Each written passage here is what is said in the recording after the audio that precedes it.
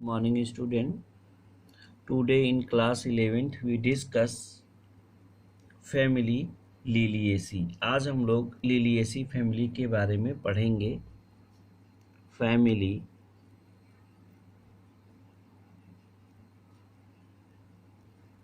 Liliaceae.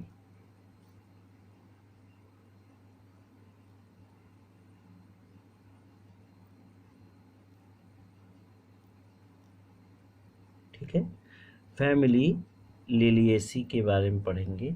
तो ठीक है ना. Liliaceae family is also called as, इस फैमिली को हम कॉमनली किस नाम से जानते हैं? It is also called as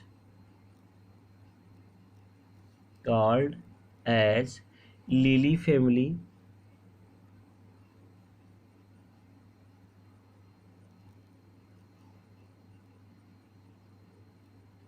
Lily family. Its character is representative of monocotyledonous plant. ठीक है ना.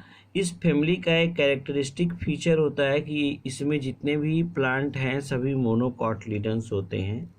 Monocotyledonous plant. तो इसमें मोनोकॉटिलिडनस प्लांट आते हैं. ठीक है ना. और इसका अगर हम डिस्क्रिप्शन करें इस फैमिली का, तो ठीक है ना, तो ये वर्ल्ड वाइड डिस्ट्रीब्यूटेड होते हैं, यानी हर जगह पाए जाते हैं. ठीक है. It is distributed world wide. It is distributed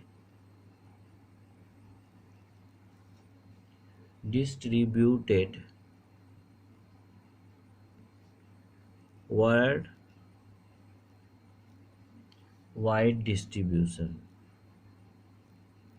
यानी ये हर जगह पाए जाते हैं. या हम इसके स्थान पे लिख सकते हैं कास्मोपोल्यूशन. कास्मोपोल्यूशन का मतलब सर्वव्यापी होता है. ठीक है ना. अब इसके वेजिटेटिव कैरेक्टर क्या है? इस फैमिली के वेजिटेटिव कैरेक्टर,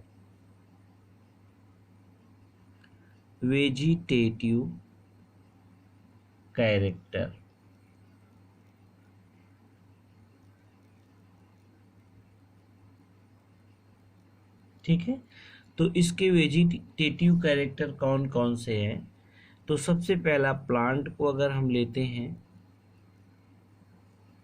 प्लांट, तो इनका प्लांट जो होता है पेरिनियल होता है, हर्ब होता है. कैसा होता है?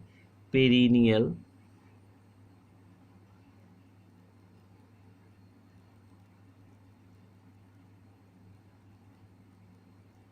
Perennial herb. कैसे प्लांट होते हैं? इनके प्लांट पेरिनियल्स और हर्ब्स होते हैं. स्टेम कैसी होती है? हर्बेसियस होती है. अनब्रांच्ड. इनकी स्टेम कैसी होती है? हर्बेसियस विथ अनब्रांच्ड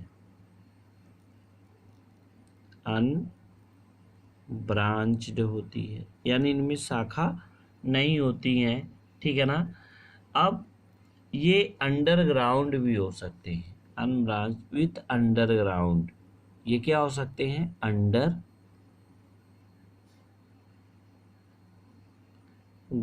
होते हैं.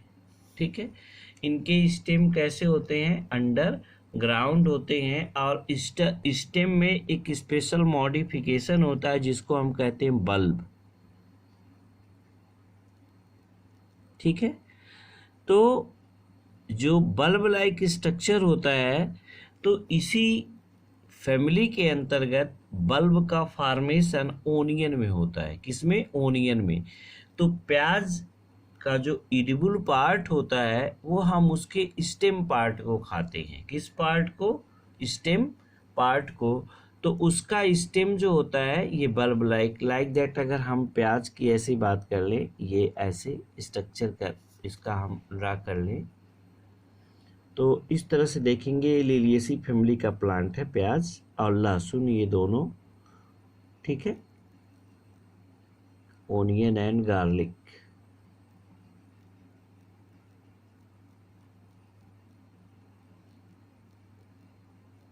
ठीक है, ये डिस्क लाइक स्ट्रक्चर होता है, यहाँ पे आप देख सकते हैं। तो ये इसका क्या है, ये इसका स्टेम पार्ट होता है। स्टेम ये बल्ब लाइक स्ट्रक्चर बनाता है, ठीक है, और इसके ऊपर इसकी लीफ होती है। इसके ऊपर क्या होती है कि इसकी लीफ पाई जाती हैं। अब ये इसका रूट पार्ट होता है, तो ये रूट, ये स्टेम, तो इसकी स्टेम कैसी होती है, अंडरग्राउंड होती है, बल्ब लाइक होती है, ठीक है ना। और इससे राइजोम क्या होते हैं, एराइज होते हैं। इससे ये राइजोम लाइक क्या होते हैं, रूट एराइज होते हैं। अब यहाँ पे लीव्स की बात करें, मोस्टली कैसे होते हैं इनके लीव्स, अल्टरनेटिव होते हैं या अल्टरनेट होते हैं। कैसे होते हैं लीव्स, अल्टरनेट। इसके लीव कैसे होते हैं, अल्टरनेट टाइप के होते हैं। अब हम फ्लोरल कैरेक्टर की बात करें, बेसल भी होंगे, अल्टरनेट बेसल आधार से लगे हुए, ठीक है ना। अब हम इसके फ्लोरल कैरेक्टर की बात करते हैं, किसकी, फ्लोरल कैरेक्टर।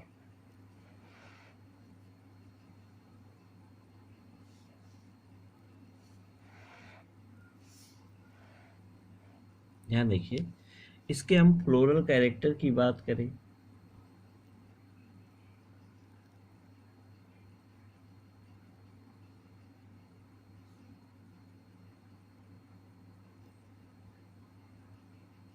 तो लिलिएसी फैमिली में जो फ्लोरल कैरेक्टर होते हैं, सबसे पहले हम इनफ्लोरेसेंस को देखेंगे। तो इसका जो इनफ्लोरेसेंस होता है, इनफ्लोरेसेंस,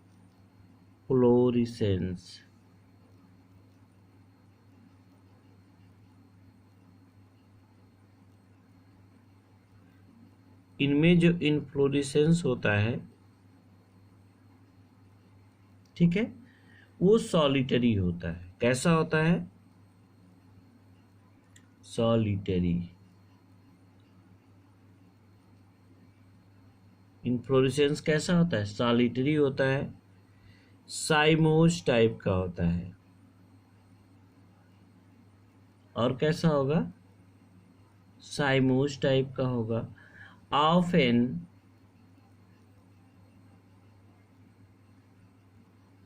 क्लस्टर में होता है, ऑफन प्रेजेंट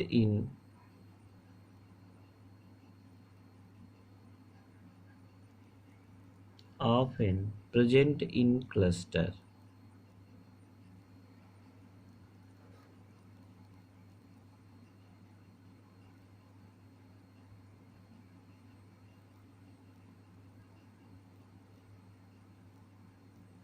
क्लस्टर गुच्छे में इनके फ्लावर निकलते हैं। अब दूसरा है फ्लावर कैसा होता है, दूसरा इसका क्या है कैरेक्टरिस्टिक फीचर, इनमें फ्लावर कैसे होते हैं, फ्लावर। तो लिलिएसी फैमिली में जो पाए जाने वाले फ्लावर्स होते हैं, सभी बाइसेक्सुअल होते हैं, बाइसेक्सुअल, यानी male reproductive and female reproductive दोनों पार्ट, यानी एंडोसियम और गाइनीसियम दोनों एक ही फ्लावर में पाए जाते हैं। दूसरी बात ये है कि इनमें जो फ्लावर होते हैं वो एक्टिनोमार्फिक होते हैं, बाइसेक्सुअल, एक्टिनोमार्फिक। एक्टिनोमार्फिक का मतलब ये होता है कि फ्लावर को हम किसी भी एक्सिस पर काट दें और वह फ्लावर दो बराबर भागों में डिवाइड कर जाए, चाहे एक्स एक्सिस से काटे, चाहे वाई से, चाहे जेड एक्सिस पर काटे, तो उस एक्सिस पे इसके सेंटर से अगर हम फ्लावर को काटे तो ये दो बराबर भागों में डिवाइड हो जाता है। तो इस टाइप के फ्लावर को एक्टिनोमार्फिक कहते हैं। तो इसका फ्लावर जो है एक्टिनोमार्फिक होता है और ट्राइमेरस होता है। ट्राइमेरस का मतलब क्या होता है? ट्राइमेरस होता है। ट्राइमेरस का मतलब कि इसमें 3 सेपल होंगे, 3 सेपल्स होंगे, 3 पेटल्स होंगे। इनकी संख्या कितनी होगी? तो 3 होगी, इसीलिए इसको हम क्या कहेंगे? ट्राइमेरस फ्लावर। ठीक है। अब इनमें कैलिक्स और करोला में कोई डिफरेंस नहीं होता है, दोनों एक ही कलर के होते हैं। इसलिए जब कैलिक्स और करोला में कोई डिफरेंस ना हो तो पूरे कैलिक्स और करोला को मिलाकर हम एक टर्म देते हैं जिसको हम कहते हैं पेरिएंथ। तो if calyx and corolla are does not differentiate and both having generally one color like as green, तो इस प्रकार को हम क्या कहेंगे? न तो उसको कैलिक्स कहेंगे ना करोला कहेंगे, बल्कि उसको क्या कहेंगे? पेरिएंथ। दोनों को कंबाइंडली करके कह देते हैं। तो फ्लावर क्या हो गया? बाइसेक्सुअल हो गया। अब पेरिएंथ,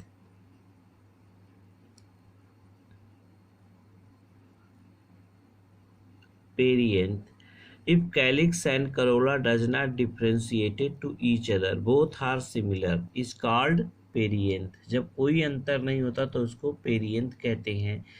and the unit of perianth, और जो पेरियंथ की यूनिट होती है उसको हम न तो सेपल्स कहते हैं न तो पेटल्स कहते हैं, उसका एक अलग नाम दिया गया जिसको हम टेपल कहते हैं। टेपल क्या कहेंगे? टेपल कहते हैं। और टेपल की संख्या कितनी होती है? 6 होती है। कितनी होती है? 6 होती है। और ये 3+3 के अरेंजमेंट में होते हैं। ये 3 बाहर के चक्र होते हैं और ये 3 अंदर के व्हर्ल होते हैं। तो ये ऑफन यूनाइटेड इनटू ट्यूब, ये एक ट्यूब की तरह क्या होते हैं? यूनाइटेड होते हैं। often united into a tube, अब ये क्या होते हैं? जुड़े होते हैं। it is often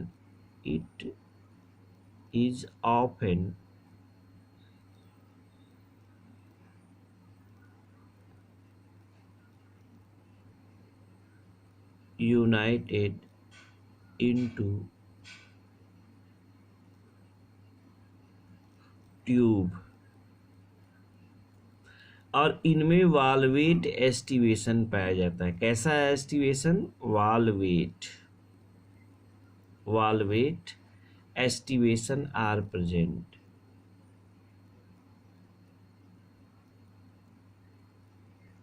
aestivation are present. तो वाल्वेट एस्टिवेशन का मतलब कि जो कैलिक्स या हम कह लें कि पेरियंथ का जो अरेंजमेंट होता है वह एक का छोर दूसरे के छोर से लगा हुआ होता है। ठीक है। तो अब हम यहाँ पे लिख सकते हैं एंड्रूसियम, मेल रिप्रोडक्टिव पार्ट एंड्रूसियम की बात करें तो चलिए हम यहाँ एंड्रूसियम, तो एंड्रूसियम में इनके स्टैमेन की संख्या कितनी होती है? 6 होती है।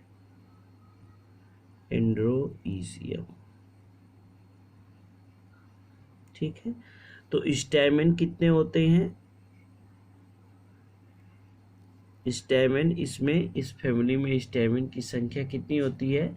6 होती है और 3 and 3 के अरेंजमेंट में होती है। टोटल कितने होते हैं? 6 होते हैं और 3 के अरेंजमेंट में 2 चक्रों में ये पाए जाते हैं। ठीक है। तो और दूसरी बात, स्टैमेन जो होते हैं वो पेरियंथ से लगे होते हैं, इसीलिए इसको हम क्या कहते हैं? Epitepalous condition. ईपीटेपलस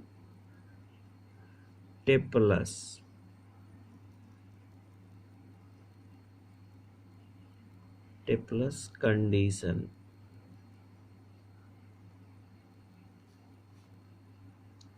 are found. इनमें इपीटेप्लस कंडीशन क्या होता है, पाया जाता है। अब गायनीशियम क्या होता है?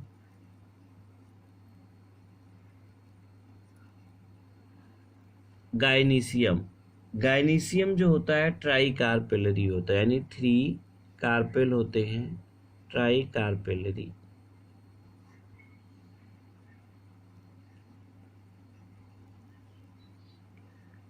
एंडोसियम कैसे होते हैं? वो इपीपेटलस होते हैं। गायनीशियम ट्राई कार्पेलरी होते हैं, 3 अंडप होते हैं, और सिन कार्पस होते हैं। सभी जो तीनों कार्पेल होते हैं आपस में जुड़े होते हैं, इसीलिए हम इसको कहते हैं सिन कार्पस। क्या कहेंगे? सिन कार्पस। ओवरी जो होती है वो सुपीरियर होती है, ओवरी सुपीरियर इनकी होती है। ठीक।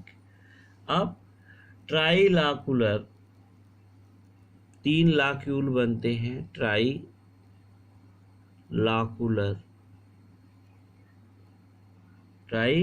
लाकुलर, with only with many ovule, with many ovule। इसमें ओव्यूल क्या होते हैं? कई होते हैं। with many ovules, और इनमें प्लासेंटेशन, एक्जियल प्लासेंटेशन पाया जाता है। कौन सा? एक्जियल या एक्साइल प्लासेंटेशन कह सकते हैं।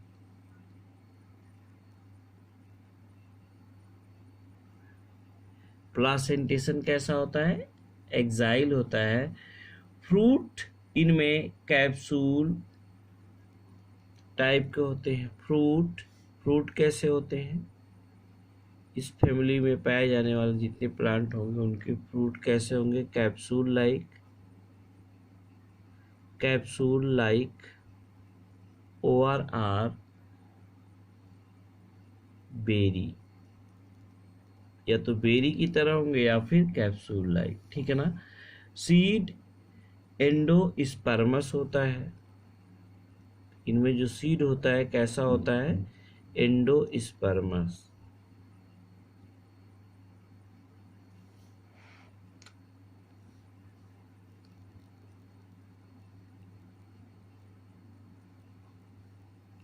सीड इनमें एंडोस्पर्मस होता है। अब इसका फ्लोरल फार्मूला क्या होता है? FF। Floral formula BR plus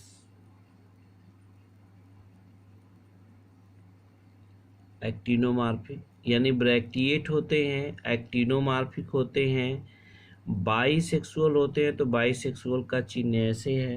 perianth होता है, न तो कैलिक्स न करोला होते हैं, तो केवल एक ही लिखा जाएगा पेरियंथ, और वो 3-3 के लाइन में अरेंज होते हैं। और साथ ही साथ एंडोसियम कितना होता है? 6 होता है, और वो भी 3-3 में बटा हुआ होता है ऐसे। ठीक है। और एंडोसियम किससे जुड़े होते हैं? कि पेरियन से जुड़े होते हैं, जिसको इपीटेप्लस कंडीशन कहते हैं। गायनीशियम क्या होती है? 3 होती है, और ओवरी सुपीरियर होती है। गायनीशियम G क्या हो जाएगा? 3। सभी आपस में जुड़े होते हैं, ओवरी क्या होती है? सुपीरियर। तो that is the formula of family Liliaceae. ठीक है। तो अब इसका FF यानी फ्लोरल डायग्राम क्या हो जाएगा? इसका जो फ्लोरल डायग्राम होगा कुछ इस प्रकार से होगा।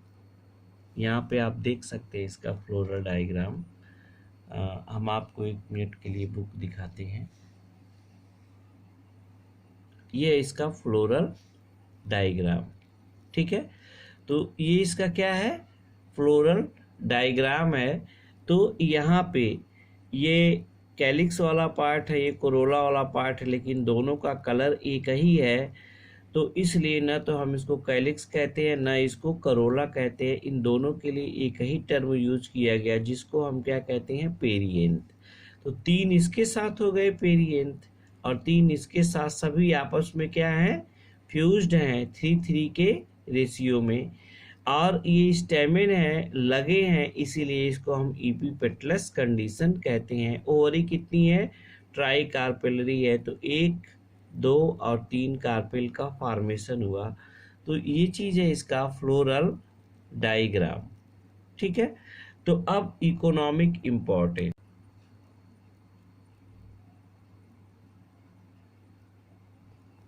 Economic importance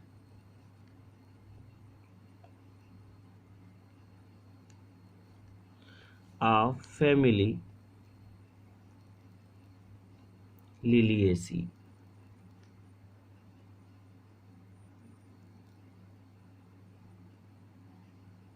Liliaceae, family Liliaceae का इम्पोर्टेंस क्या होता है?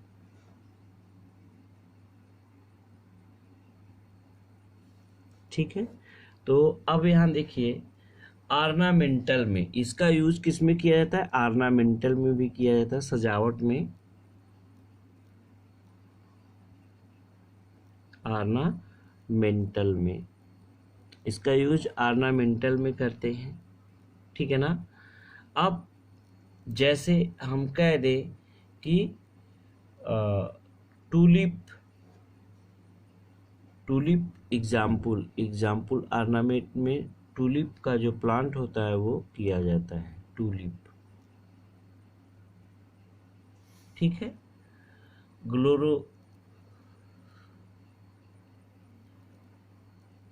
ठीक है। और मेडिसिनल में भी इसका यूज, मेडिसिनल में भी होता है, या मेडिसिन में।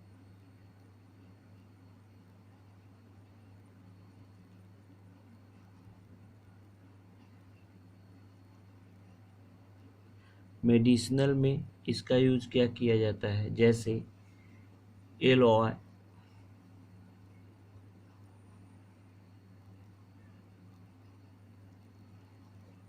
घिक्वार जो होता है इसी के अंतर्गत आता है। ठीक है ना, एलोवेरा। ठीक है ना, इसको हम एलोवेरा भी कहते हैं, ऐसे।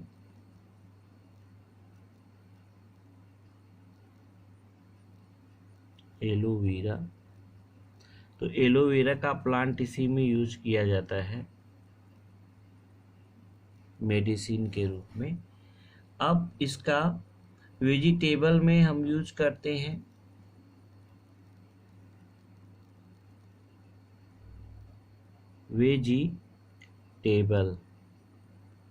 वेजिटेबल में हम कैसे, किसको हम कह लें, एस्प्रागस। ठीक है ना, और इसमें बहुत सी चीज़ें होते हैं। ठीक है, जिसका यूज किया जाता है वेजिटेबल में भी। जैसे अगर हम कह लें कि ओनियन है, ओनियन, गार्लिक, ये सब इसी के अंतर्गत आते हैं। तो इनका यूज हम किस में करते हैं? वेजिटेबल में करते हैं, ओनियन। तो ओनियन का जो नेम होता है उसको हम एलियम सीपा कहते हैं, एलियम सीपा इसका वैज्ञानिक नाम है। क्या नाम है? Allium cepa. ठीक, तो अब ये सारे इसके क्या है, इकोनॉमिक इम्पोर्टेंट। इस प्रकार से आपका ये फ्लावरिंग प्लांट में जो फैमिली थी ये भी आज समाप्त हो गई। अब नेक्स्ट डे हम नेक्स्ट चैप्टर पे चलेंगे। आज आपका ये लेसन पूरा समाप्त हुआ, तो नेक्स्ट चैप्टर जो होगा आपका वो नेक्स्ट क्लास से स्टार्ट होगा। तब तक के लिए धन्यवाद।